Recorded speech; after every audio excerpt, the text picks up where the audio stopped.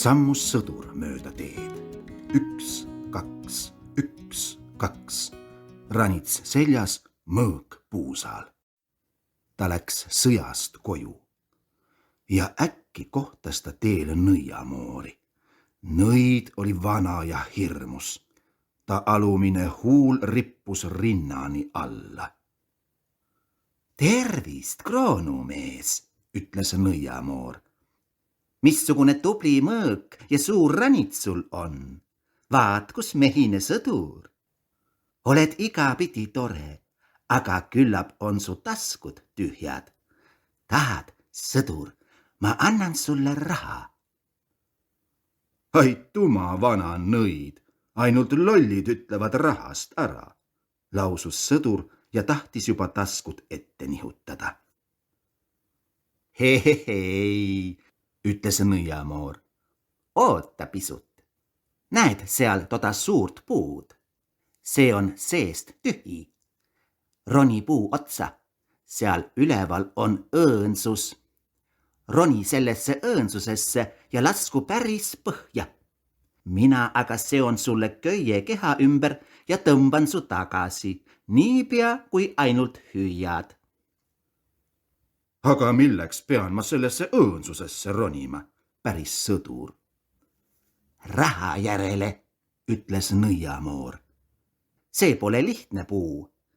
Niipea, kui jõuad täitsa põhja, näed pikka maa-alust käiku. Seal on päris valge. Ööl ja päeval põlevad 100 lambid. Mine kõrvale pöördumata maa-alust käiku mööda edasi. Aga kui jõuad lõpuni, siis on otse su ees 3 ust. Iga ukse lukus on võti. Kääna seda ja uks avaneb. Esimeses toas seisab suur kirst. Kirstul istub koer. Selle koera silmad on nagu alustassid. Kuid sina ära karda. Ma annan sulle oma sinise ruudulise põlle. Laota see põrandale ja haara koer julgelt kinni. Oled ta kinni võtnud, pane seda maid minu põllele. Noh, ja siis ava kirst ning võta sellest nii palju raha, kui soovid. Ainult, et selles kirstus on üksnes vaskeraha. Kui aga hõbedat tahad, siis mine teise tuppa. Sealgi seisab kirst ja sellegi kirstu peal istub koer. Tema silmad on just nagu veskirattad. Kuid sina ära karda, haara ta kinni ja pane põllele. Siis aga võta enesele hõberaha. Noh, ja kui juba kulda himustad, siis mine 3. tuppa. Keset 3. tuba seisab kirst, ääreni kulda täis. Seda kirstu valvab kõige suurem koer. Kumbki ta silm on torni suurune. Sinu õnn, kui suudad ta minu põllele panna.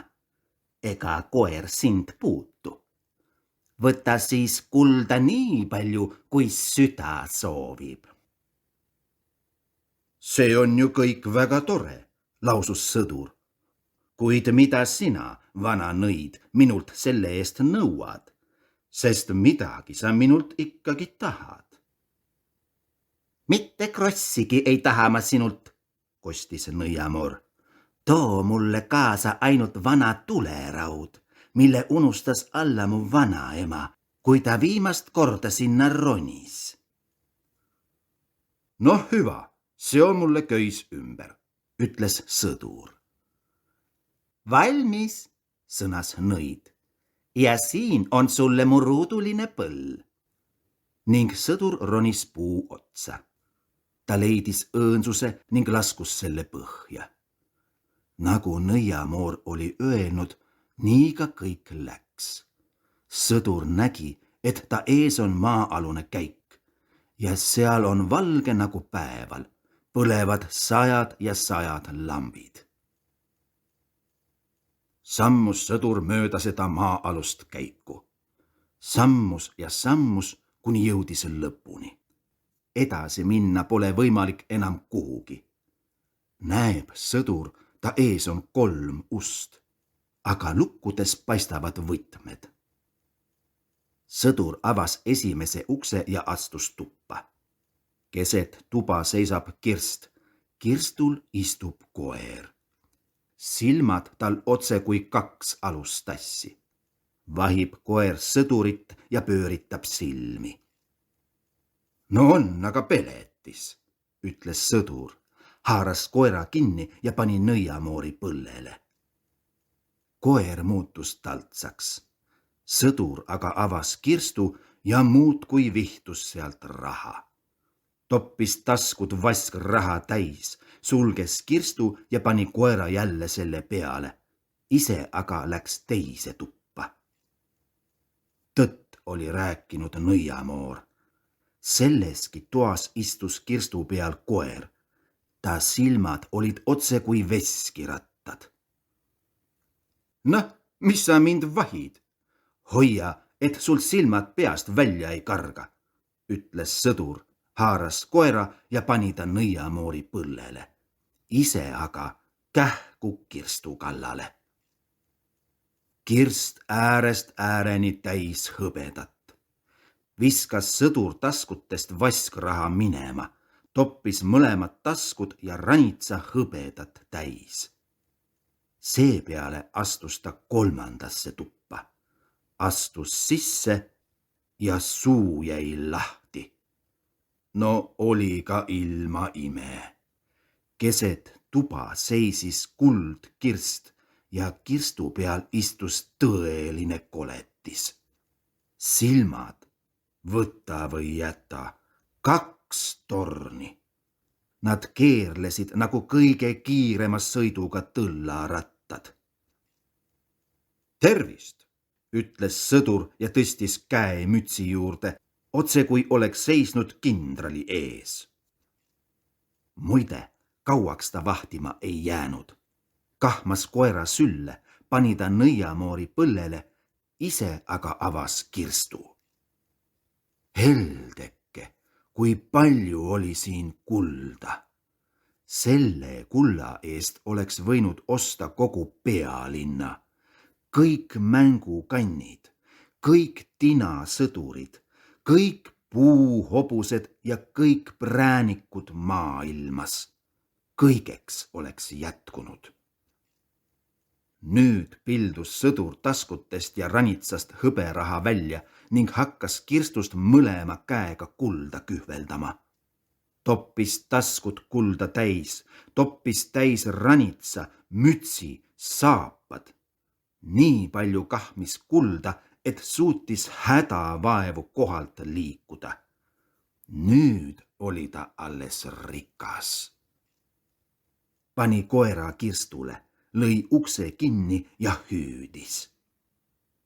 Hei, tõmba mind üles, vana nõid! Aga kas sa mu tuleraua võtsid? Küsis nõiamoor.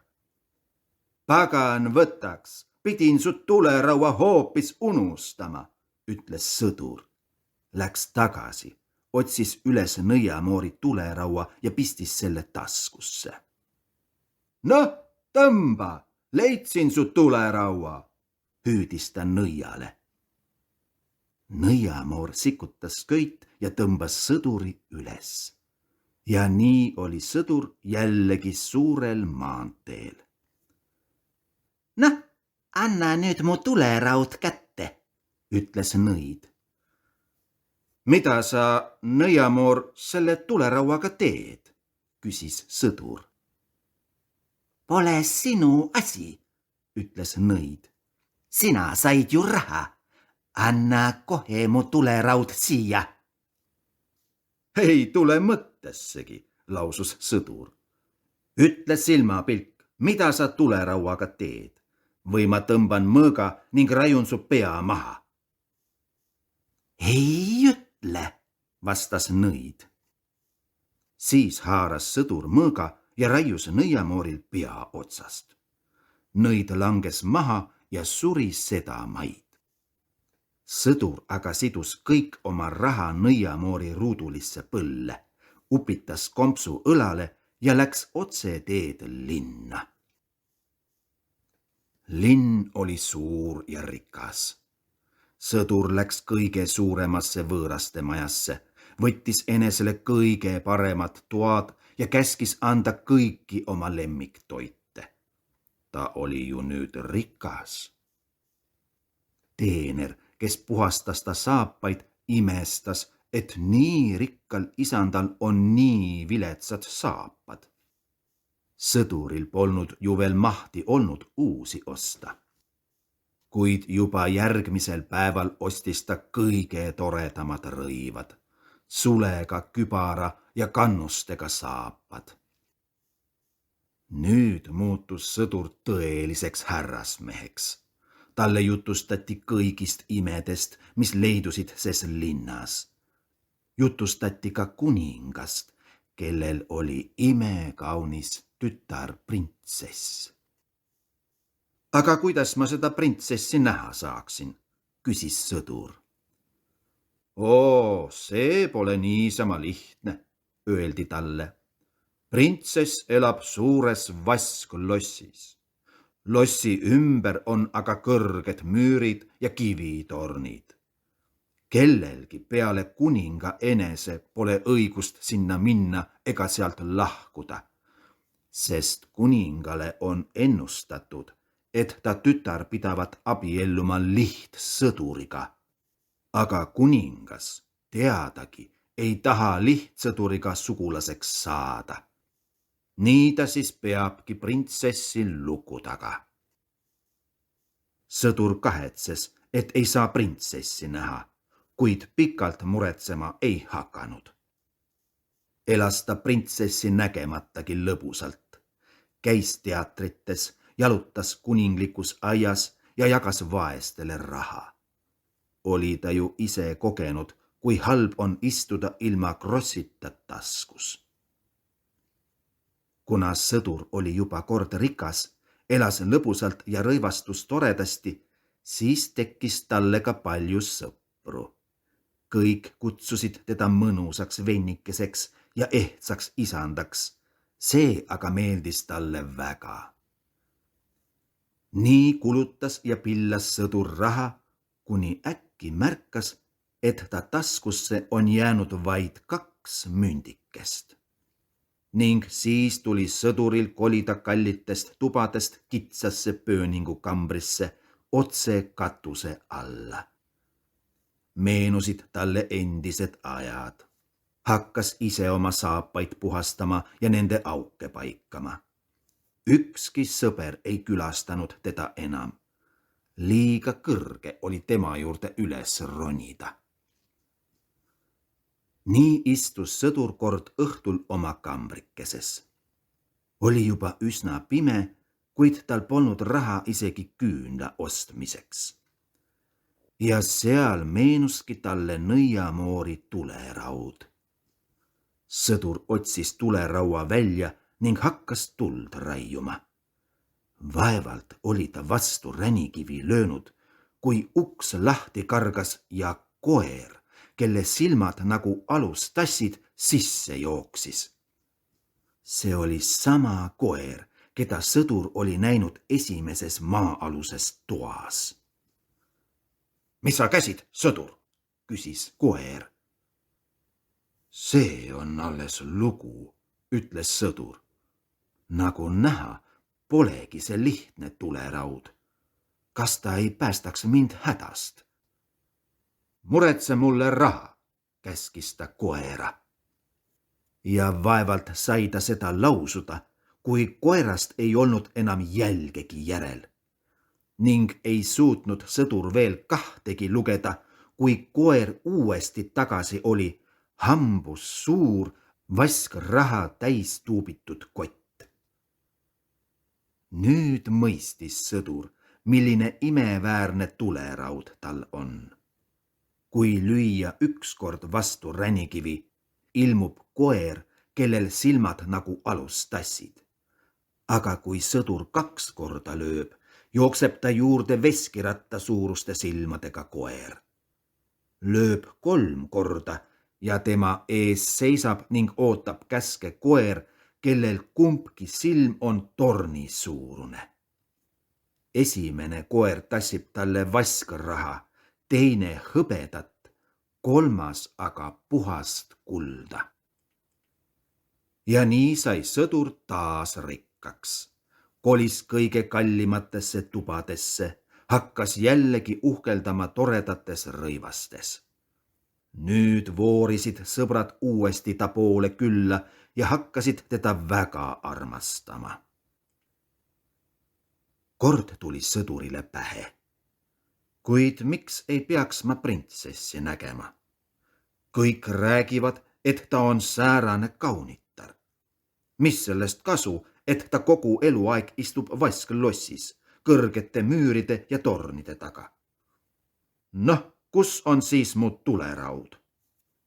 Ja ta lõi üks kord vastu ränikivi. Samal hetkel ilmus koer, silmad peas kui alustassid. Tead mis, mu kallis, ütles sõdur. Praegu on, tõsi küll, juba öö, kuid ma tahaksin näha printsessi. Toimetada hetkeks siia. Noh, marss teele. Koer jooksis seda maid minema ja vaevalt jõudis sõdur midagi mõtelda, kui ta ilmus uuesti, aga tema seljas lebas uinuv printsess. Printsess oli imekaunis. Kohe esimesest pilgust näha, et tõeline printsess. Meie sõdur ei suutnud end kuidagi taltsutada ja teda suudlemata jätta. Selleks ta oligi ju sõdur, tõeline kavaler, pea laest jala tallani. Siis viis koer printsessi niisama tagasi, nagu oli toonudki. Hommikuse tee joomise ajal jutustas printsess kuningale ja kuningannale, et ta oli näinud öösel imelikku und, nagu oleks ta koera seljas sõitnud ning nagu oleks keegi sõdur teda suudelnud. See on alles lugu, ütles kuninganna. Nagu näha, ei meeldinud see unenägu talle sugugi. Järgmiseks ööks pandi printsessi voodi kõrvale valvama vanaid õuedaam ja kästi tal välja uurida, kas see oli tõepoolest unenägu või midagi muud. Aga sõdur tahtis pööraselt taas kaunitari printsessi näha. Ja nii ilmus öösel, nagu eilegi, jälle vasklossi koer, haaras printsessi ja pistis sellega 1004 minema. Nüüd tõmbas vana õuedaam veekindlad saapad jalga ja kihutas järele. Nähes, et koer kaob koos printsessiga ühte suurde majja, mõtles õuedaam. Küllap nüüd selle vennikese avastame. Ning tõmbas maja väravale kriidiga suure risti. Ise aga läks rahulikult koju magama. Kuid ilma aegu ta rahunes. Kui saabus aeg printsessi tagasi viia, nägi koer väraval risti ja taipas kohe, milles on asi. Ta võttis kriiditüki ja tõmbas kõikidele väravatele linnas ristid. See oli osavasti välja mõeldud. Nüüd ei suutnud õuedaam tarvilikku väravat kuidagi üles otsida. Kõikjal olid ju samasugused valged ristid. Varahommikul läksid kuningas, kuninganna, vanaid õuedaam ja kõik kuninglikud ohvitserid vaatama, kuhu sõidab printsess öösiti koera seljas. Vaata kuhu, ütles kuningas, nähes valget risti esimesel väraval. Ei, sinna, ütles kuninganna, nähes risti teisel väraval. Näe, ka siin on rist ja sealgi on rist, ütlesid ohvitserid. Ja millist väravat nad ka vaatasid, kõikjal olid valged ristid ning nii ei saanudki nad mingit selgust. Kuid kuninganna oli tark naine, kes mõistis rohkem kui ainult tõllas sõita. Ta käskis endale tuua oma kuldkäärid ja tüki siidi ning õmbles ilusa väikese kotikese. Kotikesse raputas ta tatratangusid ja sidus selle siis tähelepandamatult printsessile selga. Siis torkas ta kotikesse augu, et tangud ükshaaval teele pudeneksid, kui printsess oma sõduri juurde sõidab. Ning ilmuski öösel koer, asetas printsessi oma selga ja viis sõduri juurde. Sõdur aga oli juba nii väga printsessi armunud, et tahtis temaga kõigest hingest abielluda. Ega olnud paha printsikski saada. Koer jooksis kiiresti. Kotist aga pudenes tanguteri kogu teele, vask lossist kuni sõduri majani. Kuid koer ei märganud midagi. Hommikul väljusid kuningas ja kuninganna lossist, vaatasid teele ning said seda maid teada, kuhu oli sõitnud printsess. Sõdur võeti kinni ja heideti vanglasse. Kaua istus sõdur trellide taga. Vanglas oli pime ja igav. Ning siis ütles valvur kord sõdurile. Homme puuakse sind üles. Sõduri meel muutus kurvaks. Ta mõtles ja mõtles, kuidas pääseda surmast, kuid ei suutnud midagi välja mõtelda. Oma imeväärse tuleraua oli ta ju koju unustanud. Järgmisel päeval läks sõdur väikese akna juurde ja hakkas läbi trellide tänavale vahtima. Rahvas voolas suurte salkadena linna taha vaatama, kuidas puuakse sõdurit. Trummid põrisesid, möödus sõjavägi. Ja siis jooksis otse vangla eest mööda kingsepa poisike, nahkpõll ees ja tuhvlid paljaste jalgade otsas. Ta kihutas hüpeldes ja äkki kargas tal ühest jalast tuhvel ning lendas otse vastu vangla seina, selle trellitatud akna kõrvale, mille taga seisis sõdur. Hei, vennas, ära kiirusta, hüüdis sõdur. Mina olen ju veel siin, kuid ilma minuta ei saada seal hakkama. Kui sa minu koju jooksed ja mulle tuleraua tood, siis annan ma sulle tervelt 4 hõberahakest. Noh, kähku, võta jalad selga. Poisikesel polnud midagi 4 hõberaha saamise vastu. Ta kihutas nagu nool tuleraua järele, tõi selle silmapilgu pärast sinna, andis sõdurile ja... Kuid kuulake, mis sellest välja tuli. Linna taha oli ehitatud suur võllas. Selle ümber seisid sõjaväeosad ja salkadena rahvast. Kuningas ja kuninganna asetusid suurepärasele troonile. Nende vastas istusid kohtunikud ja kogu riigi nõukogu. Ja siis talutati sõdur tapalavale ning timukas tahtis talle juba silmust kaela visata. Ent nüüd palus sõdur veel natuke oodata. Ma tahaksin, ütles ta, piibutäie tubakat põletada. See oleks ju viimne piibutäis minu elus. Aga sel maal oli seesugune komme, et surma mõistetu viimne soov tuli täita. Muidugi, kui see oli päris tühine soov. Seepärast ei võinud kuningas sõdurile kuidagi ära öelda. Ja sõdur pistis piibu suhu, tõmbas oma tuleraua välja ning hakkas tuld raiuma. Lõi ükskord vastu ränikivi, lõi teine, lõi kolmaski kord ja seal ilmusid ta ette 3 koera.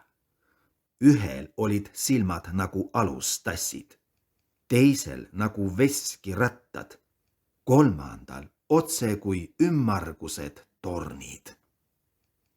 Noh, aidake mind silmusest pääseda, ütles neile sõdur. Nüüd kargasid kõik 3 koera kohtunike ja riiginõukogu kallale. Haarasid ühe jalgadest, teise ninast kinni ja hakkasid muudkui õhku pilduma ja nii kõrgele, et nad kõik pihuks ja põrmuks kukkusid. Mind pole vaja, mina ei taha, karjus kuningas, kuid kõige suurem koer haaras ta koos kuningannaga ja viskas mõlemad õhku. Nüüd kohkus sõjavägi, rahvas aga hakkas kisendama. Elagu sõdur, ole sa sõdur, meie kuningas ja võta kaunis printsess enesele naiseks. Sõdur asetati kuninglikku tõlda ja sõidutati lossi. 3 koera tantsisid tõlla ees ja karjusid hurraa. Poisikesed vilistasid, sõjavägi aga andis au. Printsess väljus vasklossist ja sai kuningannaks. Muidugi oli ta väga rõõmus. Pulmapidu kestis terve nädala. 3 koera istusid samuti lauas, sõid, jõid ja pööritasid oma tohutu suuri silmi.